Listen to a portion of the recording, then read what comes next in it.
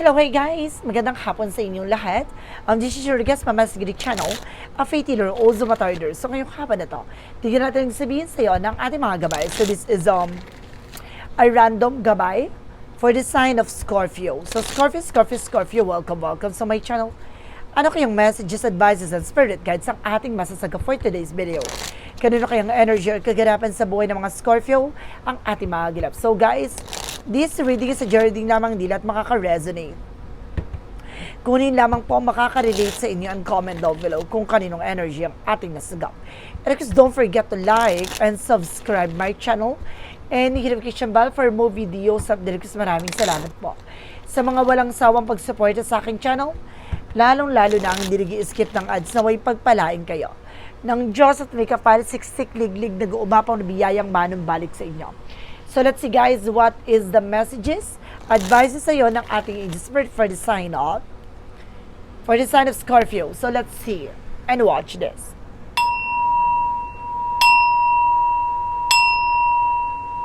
Ano kaya kaganapan sa buhay ng mga Scorpio signs ang ating mga gilap? So guys, tuklasin at bubulabugin natin ang angel spirit. Please give me information po.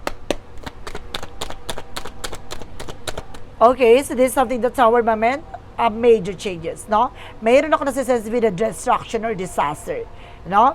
May mga part na nasira dito, may mga part na maaaring magbigay komplikasyon sa sitwasyon mo. Ay, alamin natin yan. Let's see.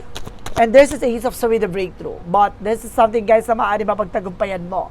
No, may mga part na maaaring mabuo at may mga part na masisira at may maaaring mabuo, no? Maaaring magdadala sa ito ng with a breakthrough, tagumpay, victory, and this is something with a judgment, no? Bago pa mangyari kasi ito may paalala na binigyan ka na ng instinct, intuitions, vibrations, no? Kumbaga may signs there's a signs na gabay ng ating angel spirit. There's a kingman, no? You're feeling stuck, you're feeling king, no? Minsan nakakaramdam ka ng kalutangan, no? Meron ditong parang hindi ka makalis sa situation. No, parang nagtataka ka bakit hanggang ngayon hindi ka makabangon, ba't hanggang ngayon hindi ka makawala dyan sa sitwasyon na kinagagalawan mo. Ano na nangyayari? No? Merong part na nasira talaga dito na maaaring dapat buksan ang isip mo, na malaman mo at maunawaan mo yung gusto ipabatid sa iyo ng ating gabay. Na para makalaya ka dyan at para makaalis ka dyan dito sa sitwasyon na to. And this is something of facial convey intuition, no?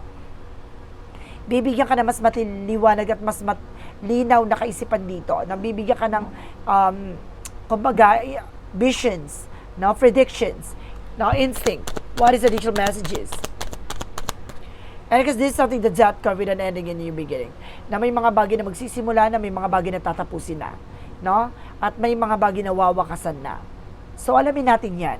What is that Tower moment? Represent what? That's our moment to represent with that Page of Pentacles. So, something investment.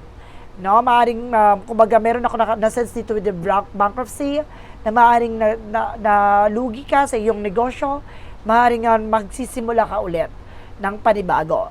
No? Magdadala sa ito ng manifestation. No? Ibig sabihin, lalago na siya. No? For the second time around, lalago na siya. What is the Ace of Swords? Represent with the Seven of Cups. No, there's a lot of opportunity coming in for you at maraming oportunidad na papasok sa'yo. No? At lahat ng mga bagay na ito magliliwanag at lilinaw sa'yo, ano man yung mga bagay na kailangan mong gawin. What is a judgment? Represent with the Eight of Pentacles. Mag-focus ka sa trabaho, negosyo, hanap buhay mo. Pinapalalahanan ka na mag-pay attention ka. Huwag kang magpapadistract. No? Huwag kang magpapalinlang sa mga tao sa paligid mo. No? Mag-ingat ka for something as signs. No, kumbaga may mensahe sa iyo ang ating gabay, kaya nagpapakita yan paulit-ulit. There's the Kingman, reference with the Queen of Wands, by confident. Isa sa nagbibigay balakid dito yung takot mo. No, kailangan mo lakasan ang loob mo, harapin mo yung mga bagay na kinakatakutan mo at pinangangambahan mo. Let's see what is the Page of Cups. A Page of Cups represent, guys, with the King of Wands. There's something, a vision. Na unti-unti mo nang bro makikita yung mga posibilidad at yung mga kaganapan na mangyayari sa hinahanap mo. No, binibigyan ka na ng paalala at babala ng ating angel spirit na lagi mo pakakatandaan yung mangyayari sa isang hinaharap or posibilidad na magaganap. No? Kumbaga dapat titignan mo yung mangyayari. No? 5 years, 10 years from now, asan ka na sa situation. Look at the bigger picture. Let's see what is that card. The Death card represents with the Knight of Wands. No? Slow down. No? Slowly but surely. Maging makinakot ka na unti-unti rin mawawakasan lahat ng mga problema ng mga maaaring pasakit, pasanin, no? Ano naman yung mga bagay na maaaring unti-unti ka na rin dyan makaka-recover. So let's see what is the Tower moment and the Page of Pentacles. Represent with the King of Swords. Just being a wise, na maging wise ka, maging matalino ka, how to defend yourself. No? So let's see what is the Ace of Swords because the Seven of Cups. Represent the Two of Swords. There's a decision that you need to make. So kailangan mo mag-decision dito. Nabibigyan liwanag ang utak at isip mo dito sa lahat ng mga bagay na nangyayari sa'yo. Na may mga part na naguguluhan ka pero isa lang ang magiging kaagapay mo para malaman mong katotohanan. Lakasan mo ang pakiramdam mo. No? Bibigyan ka ng intuition and of course instinct ng ating gabay. There's a judgment and of course the Eight of Pentacles represents with a full card. Na magtiwala at maniwala ka sa sarili mo. No? Kayang-kaya mo yan na malagpasan lahat ng mga bagay na ginagawa mo or mga bagay na pinagdadaanan mo. What is the Hangman? Of course the Queen of Wands. The Hangman represent, because the Queen of Wands represent the Ace of Wands. There's something, a new project, a new beginning, a new job coming in for you. Now, there's something, a new creative expression, like ideas, plans, no? Kumbaga, kailangan baguhin mo na yung sarili mo or pananaw mo, no? How to handle, no? Your thoughts, no? Your knowledge, no? Kasi marami tumatakbo sa utak mo, sa totoo lang. Marami pumapasok sa isipan mo, minsan natatakot ka. Nangangamba ka na magkamali, na maaaring magsilbi ng komplikasyon, no? Para hindi ka magtagumpay, natatakot ka. What is the Page of Cups? The King of Wands. Let's see, there's a Four of Pentacles for saving money. Lagi mo pakakatandaan lahat ng mga bagay na ginagawa mo ay para sa iyo, na para sa pangmatagalang mo sitwasyon. No? Mag-save ka ng pera, protection na magpinaghirapan mo, no? Mag-invest ka sa sarili mo, pangalagaan, protection mo yung pinaghirapan mo, no? Kumbaga, save and protect your power, protect your energy. There is something, the Death card, because the Knight of Wands. Reference with the Star card. This is something, a recovery and hope, no? There's a wish fulfillment. Unti-unti ka makaka-recover, unti-unti ka makakalaya at makakawala dyan, at unti-unting tatapusin lahat ng mga bagay na nagbabalakid sa utak at isip mo, na may pag-asa na makalaya at pag-asa ka makabangon. Huwag kang mawawala ng pag-asa. Let's see what is additional messages for the outcome. For the outcome is the Three of Wands. So there's a waiting for ship. Na may hinihintay ka resulta, may hinihintay kang document papers na maaaring dumating na, especially with the travel, no? Kumbaga may hinihintay ka travel dito, may hinihintay ka dumating, maaaring dumating na. One more card please. And there's an Eight of Cups for something moving forward. Na makakaalis na siya ng tuloy-tuloy, na makakaalis ka na ng magaang sa kalooban mo, makaka-move on ka na. No, and of course, para sinasabi dito na kailangan mo mag-cleansing. I-cleansing mo yung sarili mo dito. There's a full of negativities. One more card, please. And this is something that's Ten of Wands. So, si kaya yan mabigat, no, marang nagkakaroon ng delays and cancellation kasi there's a full of negativities around you. Now, one more card, please, to clarify this reading. And there's the Lovers, no?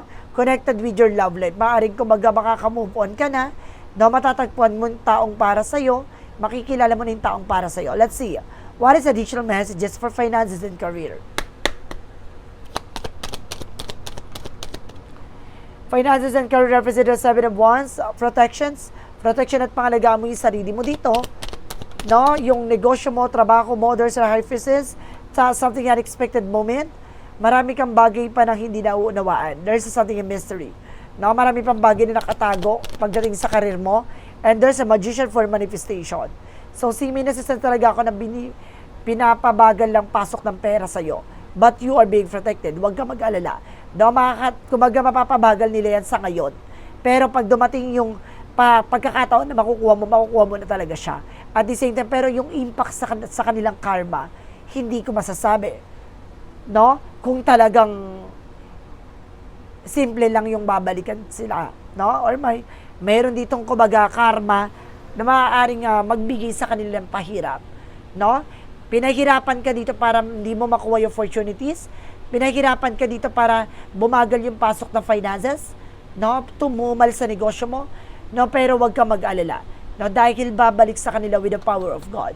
No, you have also a willpower to something change your situation.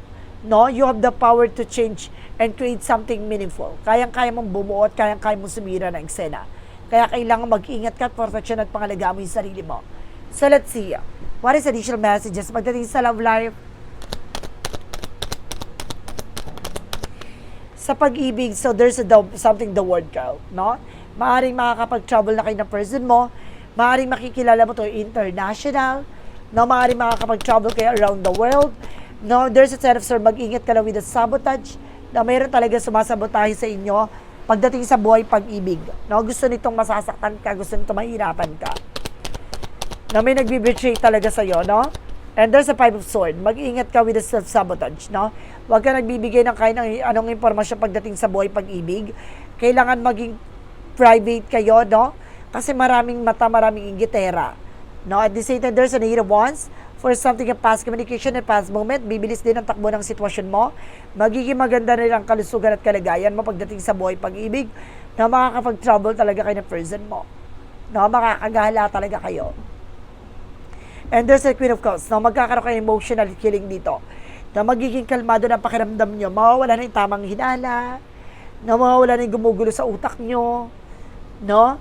So let's see, what is additional messages pagdating naman tayo sa health?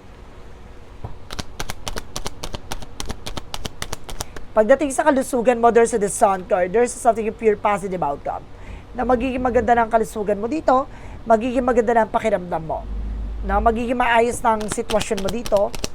Because this is something, guys, with the Ace of Pentacles, no? Combination with the Ace of Pentacles, there's a big shot and big money. Kumbaga, hindi ka na rin mangangamba pagdating sa pera, no? Kumbaga, magiging maayos ng kalusugan mo dito dahil, kumbaga, nakakakain ka na ng wasto, ng maayos, dahil kaya mo na mag-earn ng pera. Kumbaga, mas malaki na yung salary mo ngayon, or maaaring, kumbaga, may tumutulong sa'yo ng ating gabay na magtuloy-tuloy yung magagandang kapalaran sa'yo. Kaya nagkakaroon ka ng kaayusan pagdating sa mental health. No, hindi ka nag-aalala, hindi ka nag-worries. And there's a two of partnership. Nagtutulungan kayo ng person mo. Kaya maganda ang iyong kalusugan. And there's a two of wands by choices. Piliin mo yung mga bagay na iisipin mo o gagawin mo, ha? Kumbaga, isa to sa magiging komplikasyon para madaming pumasok na negative thoughts, no? So let's see what is additional messages for the outcome for all areas of your life. Anong kaya kaganapan pa na maaaring masagap? And there's a two of pentacles with a balance. So kailangan mo maging balance, physical, mental, and emotional. And I guess there's something the Empress card for revert, no? Maring ibabalik yung sigla, no? Yung ganda ng sitwasyon mo, na maaaring magkakaroon ka ng panibagong pagkakataon, no? Na maibalik muli yung mga bagay na nasira. At this is something the Four of Wands, nakakantong to with something, a wedding, celebrations, family gathering. Maraming parating na pasabog. And this is something the Seven of Swords. There's a lot of sneakiness and cheating lying on you. Mag-ingat ka. Malalantad ko sino yung nagsisinungaling sa paligid mo. At maaaring magsisi sila sa ginawa nilang kasinungalingan, no? Maaaring mawakasan na yung kahibangan nila. At sinasabi dito, there's a Nine of Wands, no? Napakalapit mo na para magtagumpay. Ngayon pa ba nasusuko ka? Ngayon pa bang magpapatalo ka? Diba? One more two card, no? One more two or card. There's an effort, mature ka sa mga decision mo.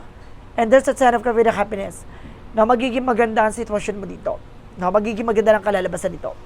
So guys, so this is the random message, no?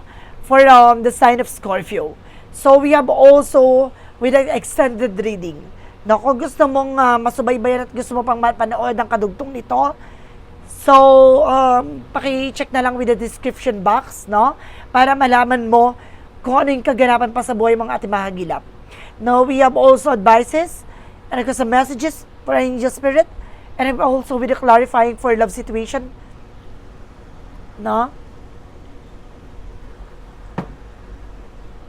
Para malaman mo lahat ng kaganapan pa sa buhay mo ang ating mahagilap. And because we have also what lies beneath, now for the hidden future, malalaman mo yung mga bagay na nakatago sa kapalaran mo, sa hinaharap mo. And there's a part of the light na magsisilbing liwanag sa landas na tatahakin mo. Ito yung magiging kasagutan sa lahat, not magbibigay ng kaalaman sa'yo. And this is something the shadow works now for motivations, para malaman mo lahat ng kaganapan sa buhay mo kung saan bibigyang kulay lahat ng bagay na nangyayari sa'yo. And there's a yes or no question. This is a pick a card, guys, no? This is a pick a card, yes or no. Now, we have a 1, 2, 3. So, kailangan na mag-isip ka kung anong magiging questions mo regarding sa buhay mo. So, ngayon, pumili ka 1 or 2 or 3. So, kapag nakapili ka na, then of course, i-open ko na ang bawat numbers, no? Doon ko sasabihin ko ano yung nilalaman ng baraha. Kung yes or no ba ang iyong kahilingan at yes or no ba ang kasagutan sa iyong katanungan. So guys, this is something of random message, no? For the sign of Scorpio. Maraming salamat guys. See you in the next video for extended reading. Maraming salamat for this wonderful reading. So once again, this reading is a general reading namang hindi lahat makaka-resonate. Kunin lamang po makaka-relate sa inyo and comment down below kung kaninong energy ang ating nasagap. Next, don't forget to like and subscribe my channel and hit notification bell for more videos. Maraming salamat po sa mga walang sawang pag-support sa aking channel, lalong-lalo na ang hindi nag-skip ng ads, saway pagpalain kayo ng Diyos at may kapalit siksik ligdig na gumawa na biyayang manang balik sa inyo. At maraming salamat and see you in the next video. Bye-bye and babush!